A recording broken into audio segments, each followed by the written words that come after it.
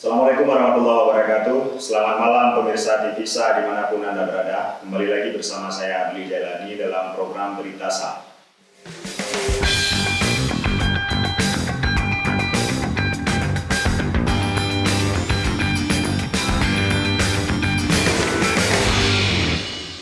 Pemirsa, sekali lagi para nelayan Aceh menunjukkan kepada kita sisi kemanusiaannya, menyelamatkan sebuah perahu 99 pengungsi Rohingya yang kapalnya hampir tenggelam di perairan Aceh Utara.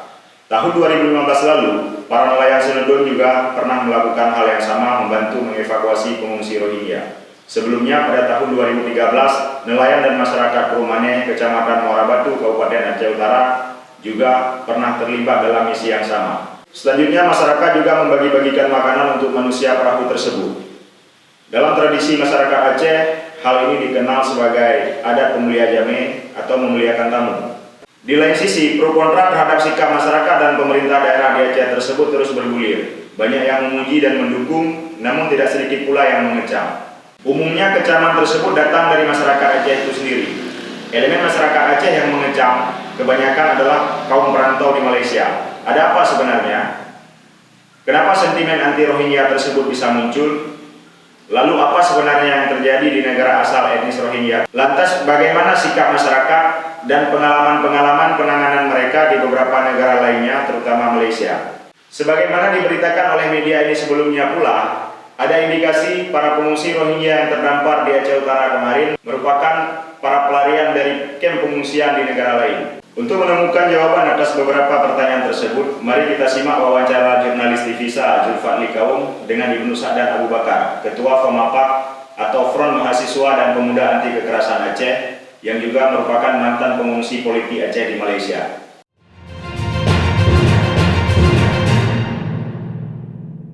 Pertama, Bang Benu pertama kali mendengar tentang Rohingya itu dari mana? Apakah dari media atau mungkin ada orang Rohingya langsung teman? Ya, kita pertama sekali kalau dengar soal Rohingya ini itu pada saat kita berada di Malaysia sebenarnya. Iya. Sering kita keluar masuk ke Malaysia memang di tahun-tahun 90-an, di atas 95 memang sering keluar masuk ke sana. Jadi kita udah tahu memang ada keberadaan orang-orang Rohingya di Malaysia. Iya. Kemudian pada tahun 2000 karena ya mungkin adanya kekerasan di Aceh, jadi banyak orang-orang Aceh yang datang juga ke UNHCR. Ternyata orang Rohingya banyak juga yang mereka sebagai refugi yang banyak mendaftarkan diri di UNHCR Malaysia. Jadi di situ kita tahu keberadaan orang Rohingya ini sangat banyak, ternyata sangat banyak berada di Malaysia.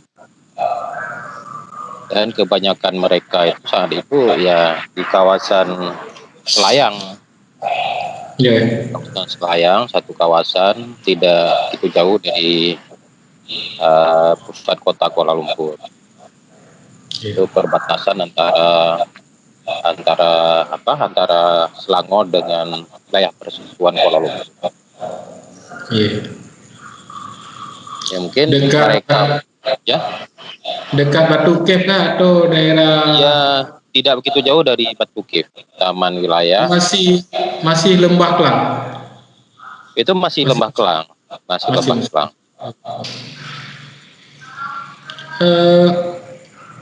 Kalau dulu Bang mereka mencapai ribuan atau mungkin Bang Musa dan tahu data mereka sekarang yang terbaru mungkin ada ribuan atau berapa belasan ribu? Kalau untuk pertama sekali mungkin mereka ya keberadaan mereka tidak begitu banyak di awal-awal tahun, karena awal tahun 90-an mereka memang sudah berada di Malaysia. Kemudian ada data terakhir yang memang kita terima, keberadaan mereka di Malaysia sudah mencapai 155.000 orang. 155.000 orang itu. 3.000 orang, 153.000 153.591 orang dari Myanmar. Karena Ini begini, laporan akhir dari dari Ini laporan UNHCR, ya, yang itu yang direkodkan oleh pihak UNHCR Oh, UNHCR dari jadi dari 57 negara yang direkodkan oleh UNHCR per 30 September 2019. Itu jumlahnya ada 177.943 orang. Oke, Bang. Kemudian dari jumlah tersebut, dari 57 negara tersebut yang memang mendaftarkan diri sebagai pelarian politik di UNHCR Malaysia, itu dari Myanmar sebanyak 153.591 orang. Kemudian orang Rohingya sendiri 100.000 orang lebih. Oh, selain dari etnik Rohingya, banyak juga etnik Iya. lain di Myanmar yang mengungsi ke Malaysia. Iya, orang-orang lain di Myanmar yang mengungsi ke Malaysia. Mereka kan ada beberapa pemberontakan di Myanmar. Ada Karen, ada suku apa, itu banyak suku yang memberontak juga di Myanmar. Selain agama Islam. Selain yang beragama Islam, ada yang beragama Kristen juga. Ya. Tapi mereka tidak terlalu diekspos atau bagaimana, atau mereka terlalu kecil, kelompok kecil. Ya mungkin mungkin begini, ada semacam standar perlindungan mungkin dari UNHCR itu sama. Tapi karena tindak kekerasan yang dialami oleh Rohingya lebih berat, jadi sehingga mereka perhatiannya mungkin lebih difokuskan ke Rohingya gitu. Oke. Kira-kira Bang, sebetulnya nih apa yang sebetulnya terjadi di Myanmar, terutama mungkin sering kita baca itu daerah distrik provinsi Arakan atau Rakhine disebut oleh mereka. Jadi mereka itu kan berasal dari Rohingya, ini kan asal kata dari Rohai. Jadi di sana Rohai, jadi banyak Rohai atau Rosang. Jadi sebelum berubah nama menjadi Arakan. Jadi mereka itu pada tahun 42 jadi sudah mengalami upaya pengusiran pada saat Jepang menguasai Rohingya, menguasai Birma waktu itu ya. Jadi pada saat mereka menguasai Burma, kalau sebelumnya Inggris ada memberikan semacam otonomi kepada Rohingya. Pernah jadi provinsi, pernah memberikan ada status semacam otonomi khusus, seperti status Aceh juga. Mereka bisa mengurus dirinya sendiri dan sebagainya. Kemudian terjadi pemberontakan. Jadi sempat terjadi pemberontakan pada saat itu. Pada saat Inggris diusir oleh Jepang dari sana. Jadi sempat terjadi pemberontakan terhadap Myanmar atau Burma. Jadi karena pemberontakan ini makanya sejak tahun 42 pihak kerajaan Myanmar ini mengusir mereka dari Rohingya, dari Arakan maksud saya. Karena mereka memihak siapa waktu itu? Sebenarnya bukan memihak, mereka karena diberikan semacam otonomi khusus tadi, jadi ada semacam keistimewaan yang mereka peroleh dari Inggris. Ada semacam keistimewaan yang mereka peroleh dari Inggris pada saat itu, terutama dalam mendirikan organisasi politik ataupun organisasi sosial lainnya. Juga bebas melaksanakan aktivitas keagamaan. Termasuk melaksanakan aktivitas keagamaan atau ibadah. Tapi pada saat Jepang masuk, mungkin ada semacam perubahan. Jadi ada perubahan politik di Myanmar, ya, sehingga mempengaruhi secara keseluruhan wilayah kekuasaan Jepang yang ada di wilayah Myanmar ataupun Burma pada saat itu. Nah, pada saat Burma melakukan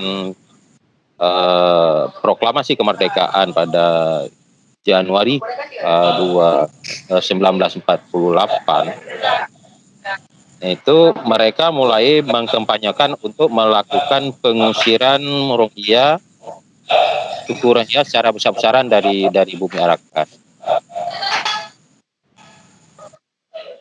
Oke. Tapi ada juga isu yang berkembang di sana ditemukan blok minyak, Bang. Abang pernah dengar isu tersebut?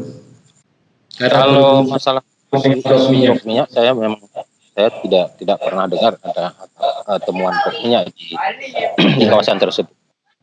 Iya. Ya, cuma kita lebih perhatian kita lebih kepada isu-isu kemanusiaan yang ada Iya. di bumi Arakan sendiri, Iya. atau nasib yang dialami oleh masyarakat Rohingya. Oke, Bang. Yang Abang ketahui mereka masuk ke Malaysia itu sejak tahun berapa sebenarnya? Apakah setelah dimulai pengusiran di Myanmar mereka langsung keluar dari Arakan menuju Malaysia? Mungkin pada saat itu tidak banyak yang menuju Malaysia, banyak yang ke Pakistan, ke India, dan Bangladesh. Di atas tahun 70-an baru mereka mulai masuk ke Malaysia.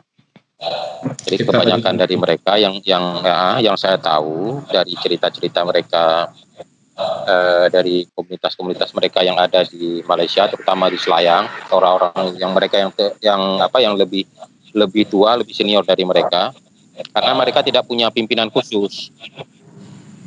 Orang Rohingya ini tidak sama dengan orang-orang Aceh di Malaysia, mereka tidak punya pimpinan khusus, jadi komuniti-komuniti kecil mereka yang bisa dihubungi gitu. Jadi dari komuniti-komuniti kecil ini, pimpinan komuniti kecil ini kita dapatkan informasi kalau mereka datang lebih awal dibandingkan rekan-rekan yang lain, seawal 80-an begitu. Pada tahun 80-an mereka sudah ada di Malaysia. Kemudian itu gelombang pertama mereka mendaftarkan diri juga ke UNHCR. Kemudian anak-anak mereka ada yang memang kelahiran Malaysia, banyak dari anak-anak mereka kelahiran Malaysia tapi tidak berstatus sebagai penduduk tetap atau warga negara. Jadi karena ada aturan di Malaysia yang memang tidak memperkenankan kepada orang asing, orang tuanya, apabila orang tuanya tidak memiliki dokumen yang sah, itu tidak bisa diberikan status sebagai PR atau permanent resident. Jadi status mereka tetap sebagai status pelarian mengikuti orang tua. Jadi mungkin berbeda sekali dengan status orang-orang Bosnia yang ada di Malaysia juga. Kita ketahui pada tahun 90-an Malaysia juga pernah mengambil orang-orang Bosnia, bahkan Bosnia itu diberikan keistimewaan ditempatkan di kawasan Serdang. Jadi di kawasan Serdang itu ada flat Bosnia. Jadi ini berbeda sekali dengan orang Rohingya. Kalau orang Rohingya mereka tidak diberikan tempat-tempat khusus seperti itu. Namun pihak kerajaan sepertinya ada juga memberikan semacam pelonggaran pada mereka sehingga mereka bisa bekerja di Malaysia. Karena kalau berharap kepada UNHCR dapatkan biaya hidup itu sangat terbatas. Paling diberikan kalau tahun 2000-an itu paling mendapatkan bantuan sekitar RM400 per bulan. RM400 kan sangat per bulan per keluarga. Jadi kan mereka ditempatkan di semacam kamp pengungsian atau semacam kayak rumah detensi punya imigrasi. Kalau kalau Rohingya tidak ditempatkan, tapi ini yang ditempatkan orang Bosnia. Jadi Bosnia ini ada semacam Bosnia yang saya sebutkan tadi, itu ada perbedaan dalam penanganan. Jadi sama-sama pelarian politik, sama-sama terancam keselamatannya di negara masing-masing. tapi ada semacam perbedaan dalam penanganan. Iya. Ya, jadi mereka diberikan untuk Rohingya, memang pihak kerajaan memberikan kelonggaran, namun mereka tidak ditempatkan seperti orang Bosnia. Kalau orang Bosnia ada tempat khusus mereka diberikan, ada Iya. semacam perumahan namanya kalau di sana dikenali dengan flat Bosnia atau semacam apartemen lah kalau di Indonesia. Selain di daerah Selayang, Rohingya ini ada juga yang tinggal di daerah lain. Ya, Saya banyak tahu. banyak di daerah lain mereka ada. Boleh dikatakan seluruh semenanjung Malaysia mereka ada. Kalau untuk Sabah Sarawak saya tidak pasti, tidak bisa pastikan. Tapi kalau untuk semenanjung Malaysia, mulai dari Perlis, kemudian Terengganu dan Kelantan sampai ke Johor Bahru mereka ada. Saya Cuma dengar konsentrasi mereka lebih banyak di Kuala Lumpur. Saya dengar mereka juga ditempatkan di Langkawi, Bang. Abang pernah dengar? Ada semacam tempat penampungan di Pulau Langkawi khusus Ya Rohingya. mungkin tempat penampungan sementara di Kepulauan Langkawi. Karena jalur yang terdekat mereka tempuh ya mungkin ya bisa mencapai daratan itu untuk Malaysia kan di Perlis dengan Kedah.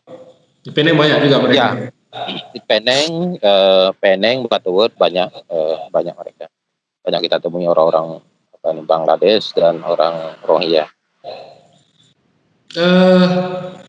Apakah mereka diberi akses oleh pihak kerajaan Malaysia untuk misalnya sekolah atau mendapat fasilitas kesehatan misalnya yang melahirkan, mereka boleh ke rumah sakit atau bagaimana? Kalau untuk fasilitas kesehatan biasanya setiap mereka sudah mendaftarkan diri di UNHCR, itu ada kerjasama antara pihak UNHCR dengan Kementerian Kesehatan Malaysia. Jadi itu sebenarnya bukan dari kerajaan langsung, tapi itu memang difasilitasi oleh pihak UNHCR. Kemudian untuk pendidikan, mereka memang tidak bersekolah di sekolah-sekolah umum, namun anak-anak mereka bisa sekolah di sekolah-sekolah agama